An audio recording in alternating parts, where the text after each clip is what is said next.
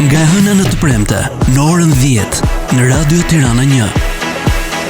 Në radio, më e mirë çdo ditë.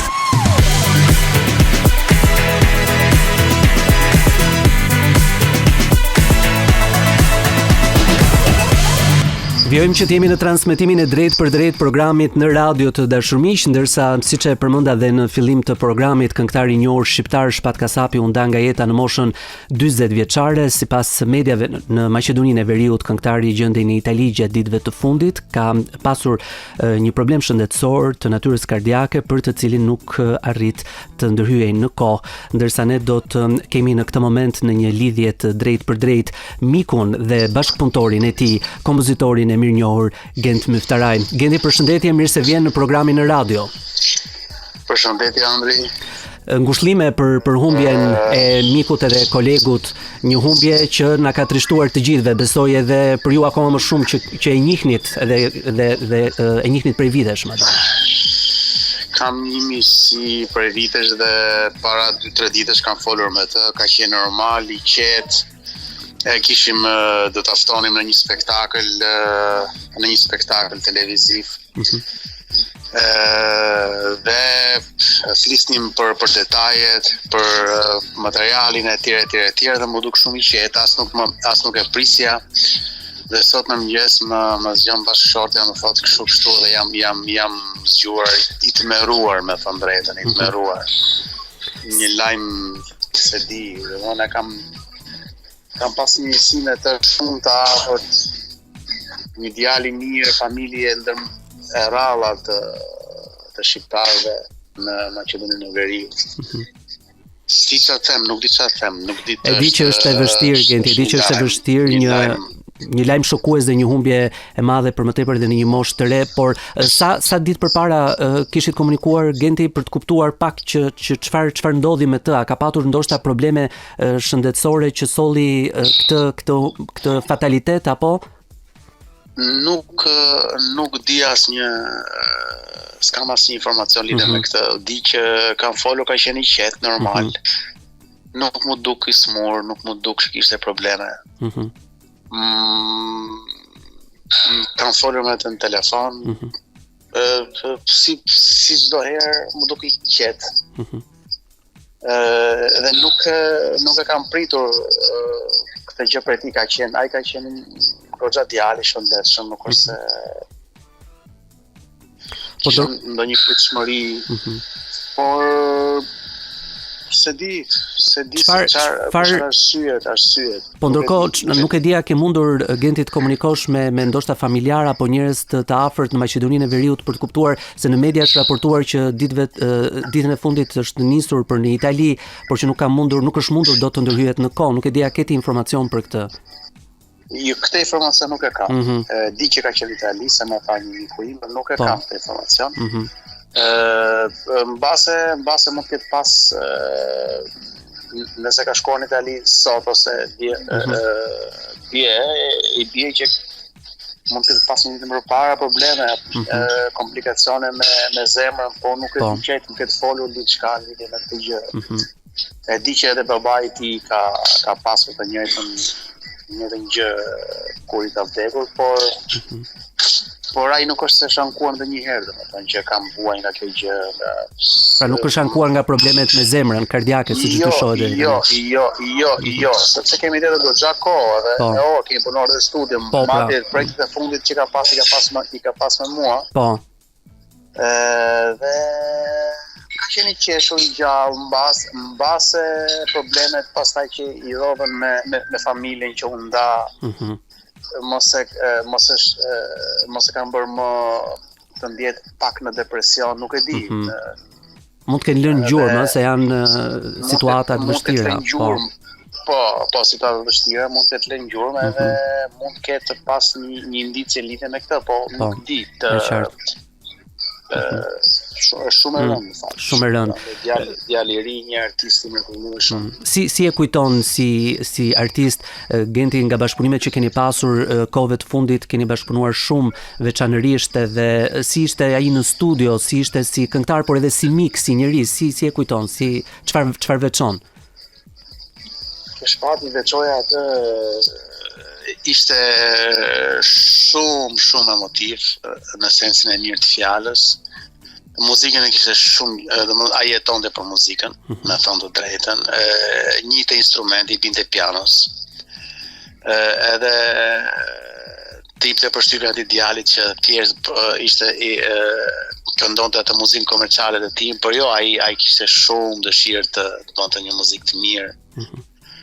Ishte i dhënë, i dashur shumë, i qeshur, pozitiv, pafund. Vetë momente të mira ndaj me shpatin. Tani në mendjen time shpati vetëm që buzëqesh, që qesh, ai shpati me ëndra, ai shpati me pasionin e tij. Gjatë seancës në studio gjithmonë i gatshëm, bëjmë këtë, je po kjo melodi pak më kështu, kjo pak më ashtu, dhe ishte njëri që jepe goxha. Ishte njëri që jepe goxha në studio. Edhe do më marri malli për të jashtëzakonisht.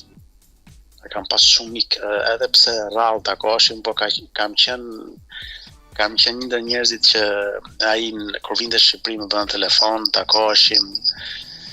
Sigurisht edhe ajo pjesa e marrëdhënies artistike që gjen ndonjë demo, diçka për mua. Kjo është pak a shumë e përgjithshme për gjithë artistët, por me atë kisha një marrëdhënie shumë.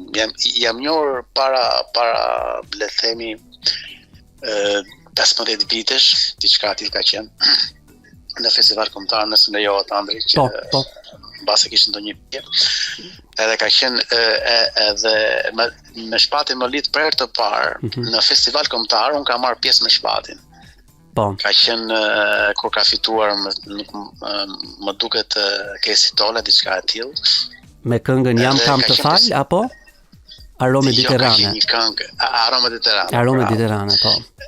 Arome Mediterrane edhe pse kemi pas një eksperiencë shumë të bukur me festivalin tërësi, unë kisha këngën time të parë, kisha një emocion të paparë, finalja pare imja, edhe ishte me shpatin. Edhe pse kemi ca gjëra të tipit në përgjithësi ti e di edhe vetëm, artistët me njëri tjetrin jemi edhe pak shumë, pak nga smuas, ka nga ishte pak me tekst turk, pak me tekst grek, dhe u paragjykua pak, po shpatesh komerciale. Po ishte ndikimi i kohës, dhe ishte e bukur, për kohën ka qenë fantastike. Bravo.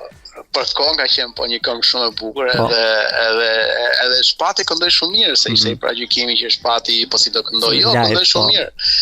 Live edhe është një eksperiencë që unë se harroj dot, edhe aty u lidhëm goxha ne bashkë, atë kupton? Ai kishte me qef, më kujtohet edhe mamaja i vinte aty në festival, në prova, merrte në telefon dhe ajo se ke iden sa kishim vjen për maman e tij, Andri. Çfarë gruaje është ajo, domethënë. Sa bënte ajo për shpatin, ajo kishte për mua dritë në syve, kishte atë djalë. Edhe një zonjë nderuar edhe në Maqedoninë. Zonjë nderuar në Maqedoninë, dekane në Universitetin e Tetovës. Ish deputete, një familje nderuar tek të gjithë shqiptarët. Unë kam qenë në shtëpi në Shkup. Zonjë nga ato shqiptare që me të vërtet ne krenohemi kur dalim jashtë kufirit, domethënë, si shumë shqiptarë të tjerë, nuk diskutohet kjo, po flas për familjen e shpatit që kam pas dhe kontaktin. Megjithatë është një humbje të mendosh Genti në një moshë kaq të re dhe për më tepër që kishte edhe plane, siç më treguat pak më herët edhe për një eveniment ku do të merrte pjesë, ndoshta këngë të tjera për të realizuar një jetë përpara, por ndoshta edhe vështirësitë në jetën personale, ndarja mbase të gjitha këto mund të kenë ndikuar. Unë besoj që kanë ndikuar ndarjet tek ai shumë. Ai ishte i vuante këto. I vuante dhe shpati ishte shpati nuk e jepte atë emocionin që vuante, ose me emocion nuk e nxirrte atë nuk e shfaqte. Atë vuajtje nuk e shfaqte, vuajtjen që kishte brenda shpirtit. Unë e njeh atë, më kupton? Ai e vuante shumë këtë pjesën që me djalin si ishte më pranë, sigurisht janë probleme të çifte, ato e din vetë, nuk hyj ka pjesa e gjykimit, ato e din vetë, por që ai e vunte. E vunte dhe pastaj nuk e di se si gjërat kanë rrjedhur, por është shika të qetë, nuk jeton në Tiranë, jeton në Shkup. Sepse pyesja je në Tiranë, jam në Shkup brenda, jam zhvendosur në Shkup. Kur vim në Tiranë dhe vi takoj, pra ka qenë edhe më duk shumë i qetë, nuk është se një të përshtypjen e një djali, domethënë të si temi i angazhuar në atë aventurën e natës, se lidhemi me artistë të tjerë, por sigurisht jam këtu, jam atje, jam në darkë ose jam në një klub, këto ishte për herë në një ambient të qetë, në shtëpi, ku flisi normal, më duke shumë normal, shumë me këmbë në tokë. Edhe nuk e prisja këtë, absolutisht nuk e prisja këtë gjë që ndodhi sot. Një lajm i tmerrshëm, edhe e di që edhe për ty Genti është e vështirë të flasësh për aq kohë sa njeni prej vitesh si koleg, por edhe si miq. E di që është e vështirë, por unë e vlerësoj shumë dhe vërtet falenderoj që ishe me ne dhe me dëgjuesit tan për të folur pak për Shpat Kasapin, edhe sepse të gjithë jemi të runditur, edhe me kolegët këtu na erdhi krejt e papritur, edhe të gjithë kush e njihte më shumë dhe kush më pak, besoj të gjithë shqiptarët. Unë kam patur Jo, vazhdo. Jo, doja thoya vetëm që e kam patur një intervistë dhe kam patur një lloj njohje me të dhe një djalë shumë i kulturuar mbi të gjitha përveç se artist shumë i mirë. Ka qenë i kulturuar, shumë i edukuar. Edhe do t'i lë shqiptarëve atë buzëqeshjen e të qaj njëri vetëm qeshte, dinte ti se i qeshur.